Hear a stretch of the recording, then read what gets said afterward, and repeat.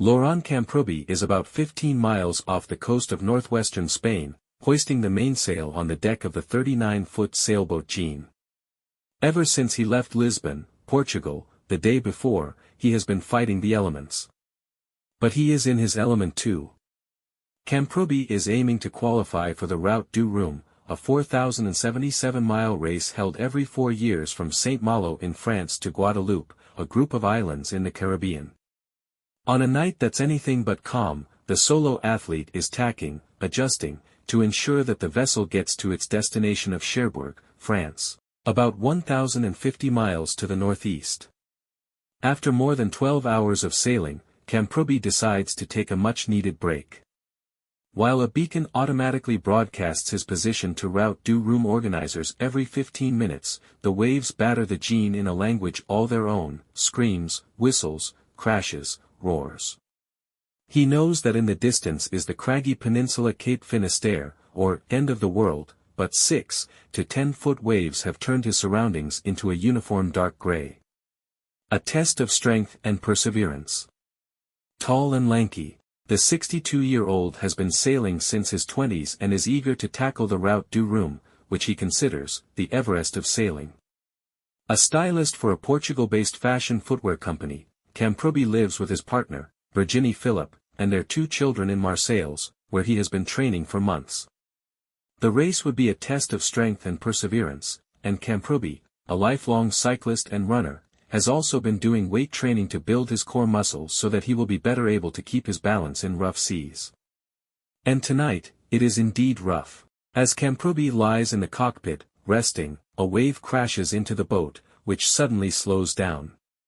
Opening his eyes, Camprobi sees the boat beginning to list to one side, and he knows what has happened. He has lost the keel, the weighted fin that runs along the bottom of the boat to keep it upright.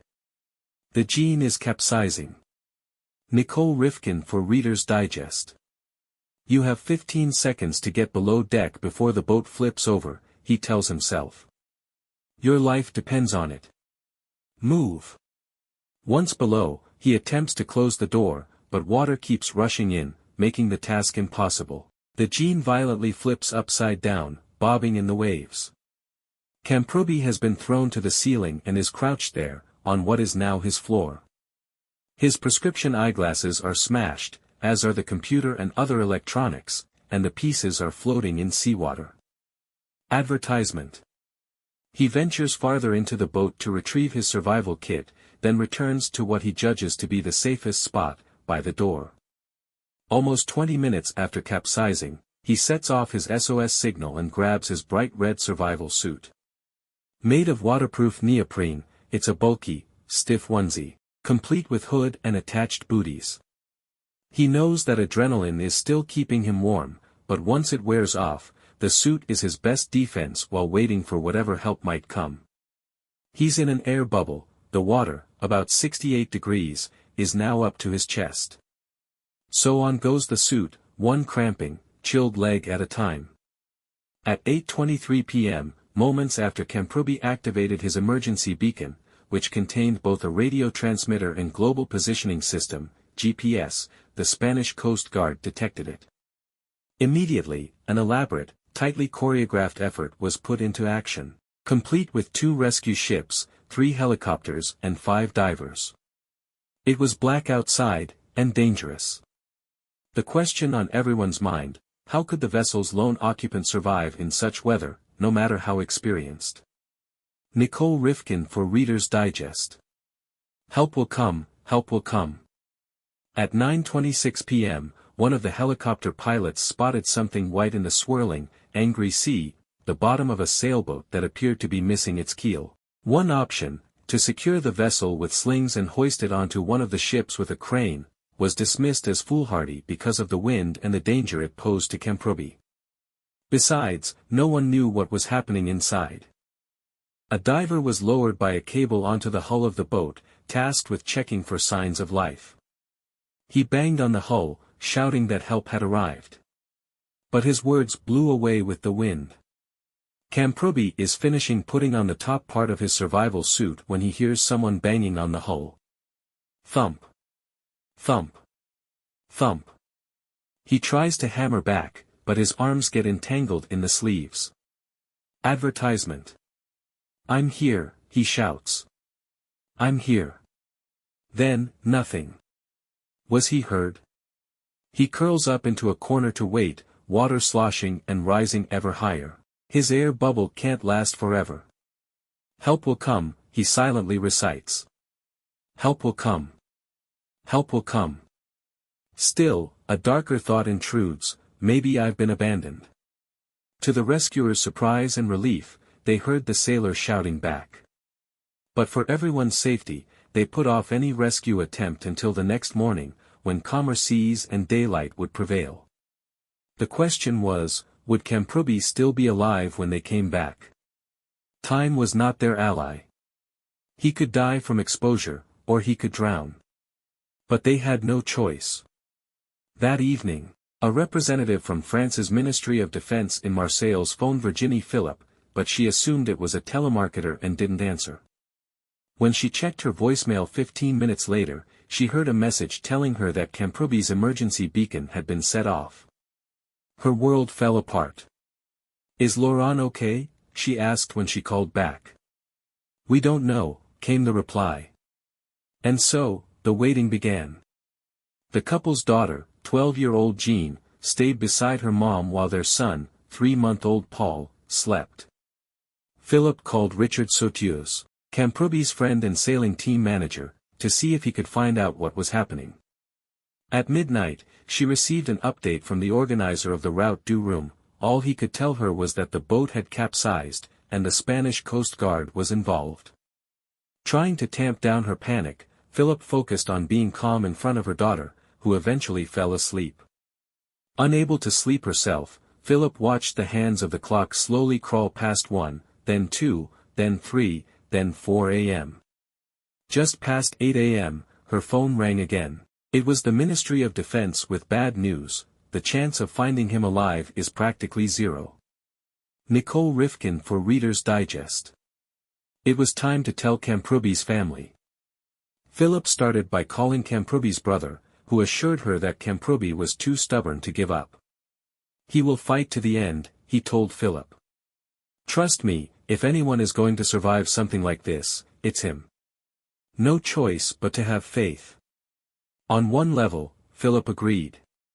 Certainly, the man she had been with for 14 years lived large and took risks, but he'd never been one to panic when bad things happened. And right now, she had no choice but to have faith. Advertisement. In the cabin of the Jean, Kamprubi is disheartened, and so tired. Water, still seeping, sloshing and spraying, has filled more space, shrinking his air bubble. The water is also mixed with gas from an engine he had on board for emergency use, which he never got a chance to use. Not only is the smell overwhelming, the gas stings his skin and he has to keep his eyes shut tight to protect them. Time means nothing now, minutes and hours flowing into each other in a jumble. Maybe it's 2 a.m. He can't remember when he last ate or slept. Don't think about that. Focus. Don't fall asleep. He knows that the air bubble that's keeping him alive continues to shrink, and the water level has crept higher on his chest. With a grunt, he reaches out to grasp safety handles attached to the sides of the hull. He knows he needs to keep as much of himself out of the water as he can if he's to avoid hypothermia. From time to time, Kamprubi tries to concentrate on listening for a sound, anything that signals the Coast Guard has not given up on him. But as the light gets stronger, there is only quiet and calm. Images of his life crowd his mind. Not his life flashing before his eyes, but the things he will miss about his life. Things like conversations with his 3 adult children from his first marriage. And also what he won't get to be there for, Paul saying, "Papa," for the first time and taking his first steps. Jean graduating from middle school. Advertisement. By now, Kamprubi has been gripping the handles for hours, and he's exhausted. He lets go of them. He's floating on his back, arms and legs splayed. But when the water laps over his face, he sputters and is alert again. And then he hears knocking.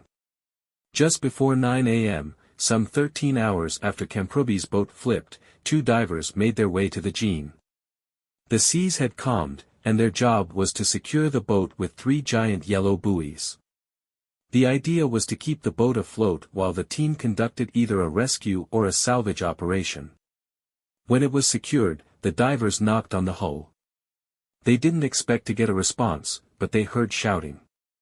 Against all odds, against the mercurial sea and wind that had toppled him over, Laurent Kamprubi was alive. Diving below the surface to peek in the cabin window, they saw his red booties moving. But wires and jagged pieces of broken wood and metal floated underneath the hull, blocking the divers' access to the cabin door. So they began the painstaking job of diving under, again and again, to clear a path. It was slow, dangerous work with objects that could slice or snag them. Bit by bit, 1 hour flowing into a second hour, then a third, they collected and disposed, rising to the surface when a bag was full, then diving back down again. Courtesy Laurent Kamprubi, 2, left, the battered Jean. Right, Kamprubi, safe on land, with his family, Paul, Jean and Virginie Philip. You have to stay alive, Kamprubi told himself. But he knew that now was not the time to start doubting his rescuers. As one of the helicopters positioned itself above the Sargavia, a bright orange, 130-foot tugboat, a diver knelt on top of the hull of the sailboat, explaining in shouts to Kamprubi what they needed him to do.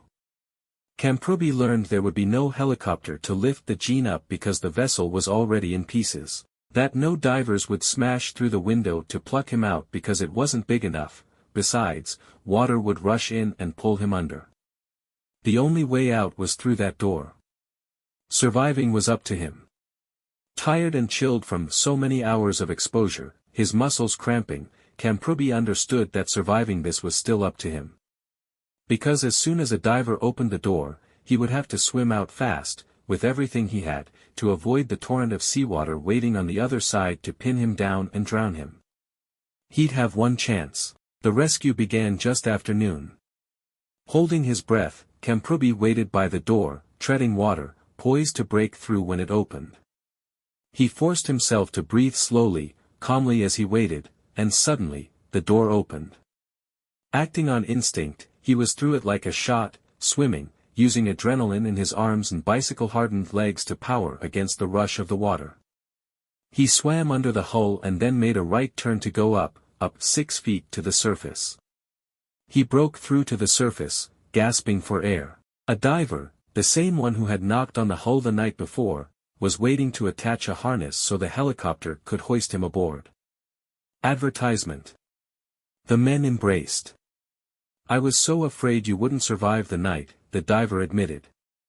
Kamprubi answered, I was so afraid you wouldn't come back for me. When Kamprubi boarded the helicopter that would take him to a hospital in the nearby Spanish coastal city of A Coruña, his legs buckled as he bent over to catch his breath. It was 12:35 p.m., more than 16 hours since the Jean had capsized. Soon he'd be treated for exposure and hypothermia, and doctors would flush the gasoline out of his eyes. He would learn that he'd lost 15 pounds during those 16 hours, all of it muscle. But on the helicopter, none of that mattered. All he wanted was to talk to Philip. When someone on board finally handed him a phone, neither of them could speak, they were both crying too hard.